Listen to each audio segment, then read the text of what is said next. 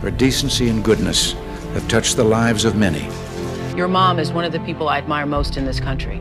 This woman who's made it her life's work to create opportunities for people with intellectual disabilities. She changed the world. Pioneer who literally changed the way persons with intellectual disabilities are treated.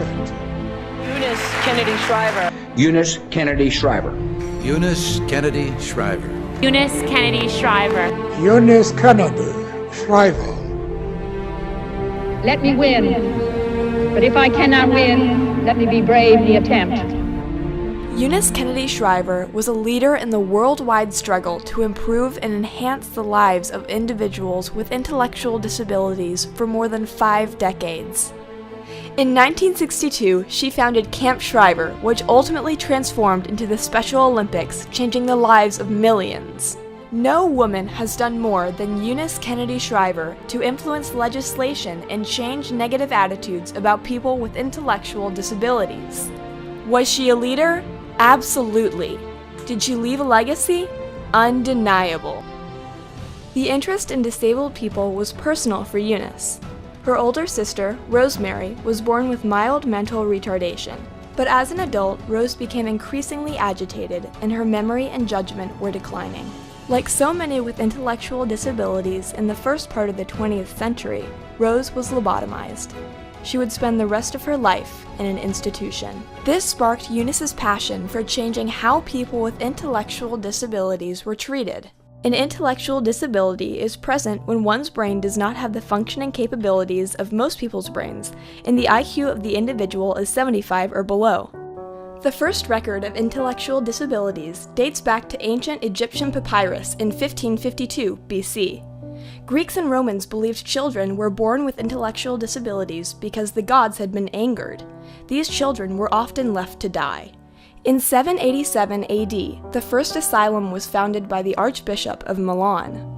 In the 16th and 17th century, the general public ridiculed and feared people with intellectual disabilities.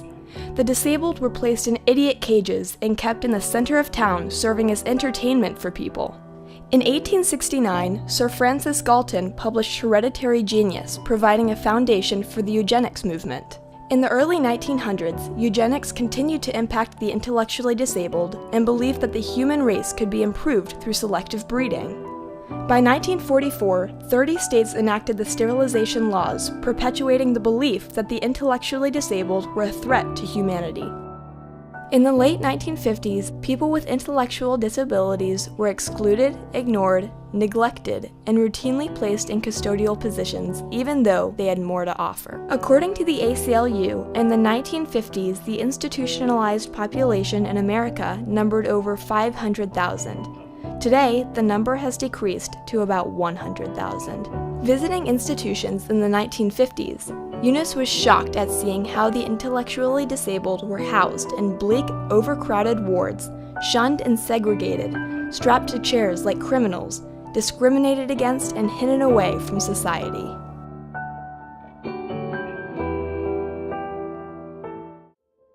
In 1957, Eunice Kennedy Shriver took over the leadership of the Joseph P. Kennedy Jr. Foundation. It is dedicated to the research and prevention of intellectual disabilities. She also fought to change perceptions of people with intellectual disabilities.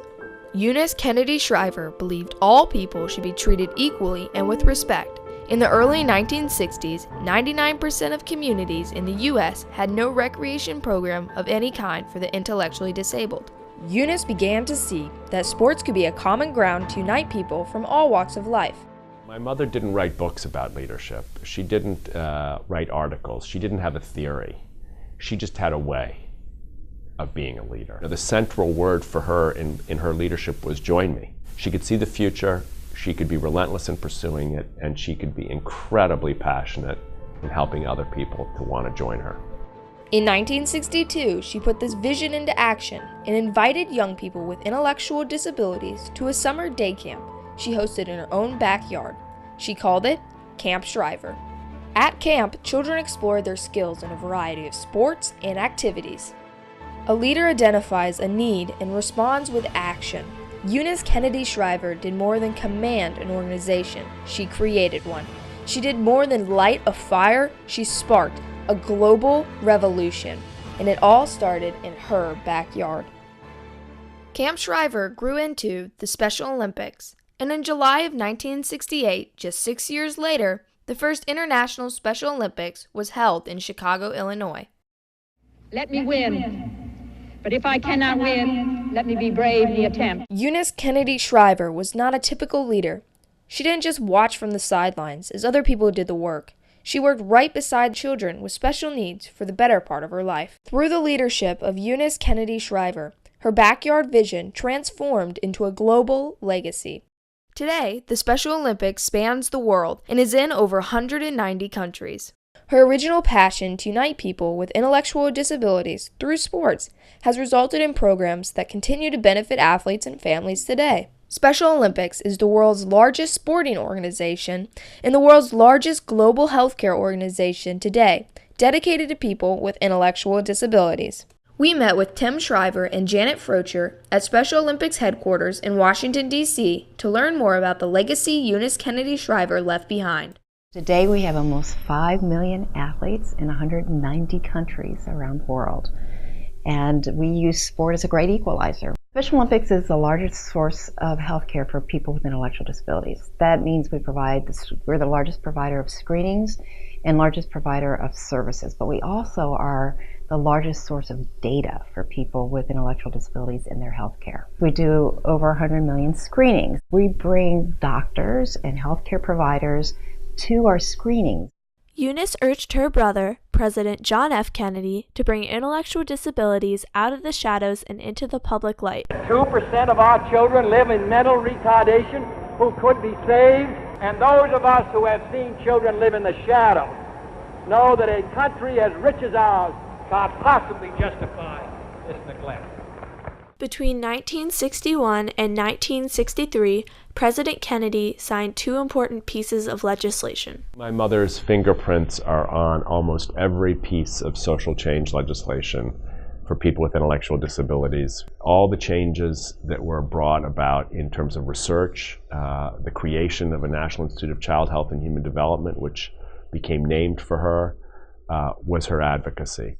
The beginnings of the funding of university-affiliated centers, places where research and training and support systems could come, had her fingerprints on it.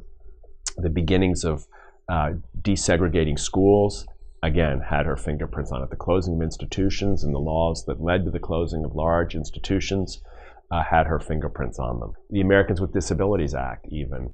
The Maternal Child Health and Mental Retardation Planning Amendment to the Social Security Act increased funding and programming opportunities. The second piece of legislation increased funding for education, research, and treatment for people with intellectual disabilities. Eunice's leadership also led to the Education for All Handicapped Children Act, signed into law by President Gerald Ford in 1975, ensuring children with special needs can get a free education and 1 free meal every school day. In 1990, the Americans with Disabilities Act was passed. It protects people with disabilities from being discriminated against in employment, governmental activities, and public accommodations. We had these documents that said all people are created equal, but it was as though that was ridiculous for a person with Down syndrome. It was my mother and her brothers who said to this country, the law needs to respect the equality of all people.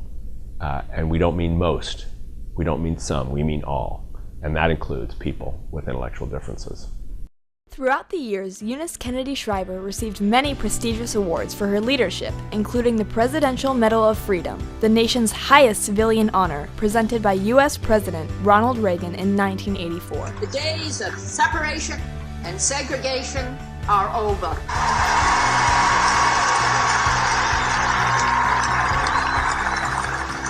Thank you, Eunice. Thank you, Eunice. Thank you, Eunice. Thank you, Eunice. Thank you, Mom. Thank you, Eunice Kennedy Shriver. You were a leader, and your legacy is very much alive. Let me win. But if I cannot win, let me be brave in the attempt.